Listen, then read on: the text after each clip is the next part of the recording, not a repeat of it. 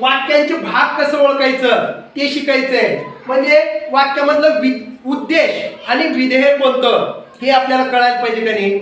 परीक्षेमध्ये आपल्याला असा प्रश्न येतो की एक वाक्य दिलं जातं, त्यातला उद्देश कोणता आणि विधेय कोणता हे आपल्याला ओळखायला दिलं तर आपण गोंधळून न जाता बघा कसंही करायचं. आता उद्देश कसं अर्थपूर्ण, वाक्यातल्या अर्थपूर्ण शब्दसमूहाला आपण वाक्य म्हणतो.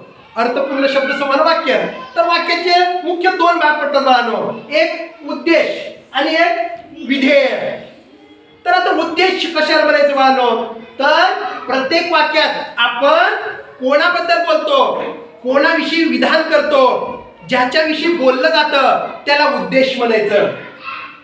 आणि विधेय कशाला म्हणतात, तर वाक्यात उद्देशाबद्दल जे बोललं जातंय त्याला विधेय म्हणायचं.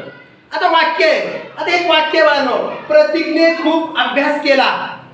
तर या वाक्यामध्ये कोणाविषयी बोललेलं आहे बाळांनो, प्रतीकविषयी. आणि प्रतीकविषयी जे बोललं गेले ते पुढचं वाक्य खूप अभ्यास केला हे विधेय आहे. आणि ज्याच्याविषयी बोलले ते उद्देश आहे. पण या वाक्यात बघा प्रतीकने काय आहे, उद्देश आहे. प्रतीकने हे उद्देश आहे. आणि पुढचं आता प्रतीकविषयी जे बोललेलं आहे ते खूप अभ्यास केला तर हे विधेय आहे. खूप अभ्यास केला. पुढचं वाक्य बघा, ऐश्वर्या हुशार आहे. कोणाविषयी बोललेलं आहे वाक्यामध्ये, ऐश्वर्या. मग ऐश्वर्या काय आहे, उद्देश. आणि ऐश्वर्याविषयी काय बोलले आहे की हुशार आहे, हे काय मग विधेय. ऐश्वर्या काय आहे, उद्देश आहे. ऐश्वर्या उद्देश आणि हुशार आहे हे काय आहे.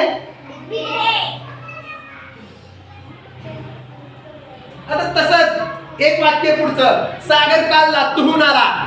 कोणाविषयी बोललेले बाळांनो, सागर विषयी. मग सागर काय आहे, उद्देश आहे. सागर हे उद्देश आहे. आणि सागर विषयी जे बोलले गेले ते विधेय आहे. काल लातूरहून आला. काल लातूरहून आला. काल लातूरहून आला हे विधेय आहे. पुढचं बाळांनो, हळद पिवळ्या रंगाची आहे. ऐश्वर्या कोणाविषयी बोललेल्या बाळाच्या मध्ये, हळद विषयी. मग हळद काय आहे, उद्देश आहे. उद्देश. हळद काय आहे, उद्देश आहे. आणि हळदीविषयी पिवळ्या रंगाची आहे म्हणजे ते विधेय आहे. हळद पिवळ्या रंगाची आहे हे विधेय आहे.